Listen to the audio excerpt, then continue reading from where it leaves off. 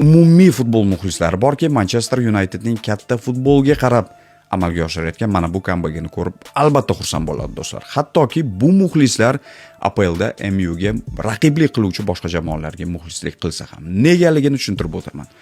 Bizning yurtimizda o'sha translyatsiyalar APL boshqa Yevropa chempionatlarining translyatsiyalari yo'lga qo'yilgandan keyin o'sha 2000-yillarning ikkinchi yarmi deylik, do'stlar, prime futbol davri haqida gap ketyapti va o'sha davrda MU har doim top jamoalar orasida bo'lib kelgan va men o'zim yaqindagina aytaylik Carrick jamoaga kelgandan keyin City hamda Arsenalga qarshi o'yinlardan keyin video chiqarganimda baland ohangda o'sha Baralla MU qaytdi dedim va o'zim o'ylandim o'sha videodan keyin balki shoshib qo'ydimmi deb. Chunki bor yo'g'i ikkita o'yin to'g'ri APLning top jamoalariga qarshi g'alabalar va do'stlar hozir ko'ryapmiz 4 ta ketma-ket g'alaba. Qisqa vaqt ichida Carrick nimalar qilayotganini va jamoada qanday tizimni yo'lga qo'yayotganini bugungi o'yinda ham ko'rdik.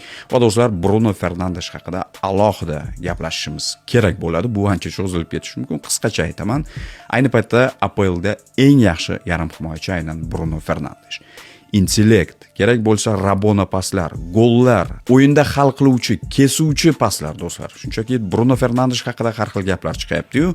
Ya'ni u mavsum so'ngida MUni tark etishi mumkin yoki klub uni xullas shartnomasini cho'zmasligi mumkin. Menimcha bu futbolchini nima qilib bo'lsa ham olib qolish kerak. Chunki u miya ayni jamoaning menimcha yuragi ham aynan o'sha futbolchi bo'lib turibdi va do'stlar, MU ko'rsatayotgan o'yin.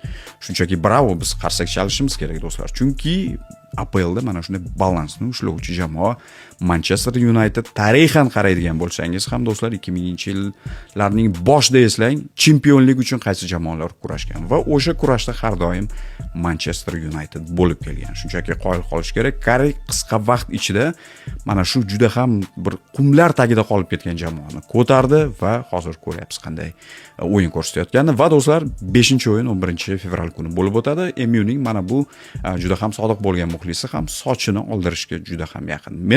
Menimcha jamoa buni biladi, his qiladi albatta va Manchester United muxlislari hozir qanday eyforiyani his qilayotgan, o'sha bir paytlar nostalgik davrlardagi o'sha hissiyotlarni menimcha his qilishayotgan bo'lsa kerak. Carrickga shunchaki respekt.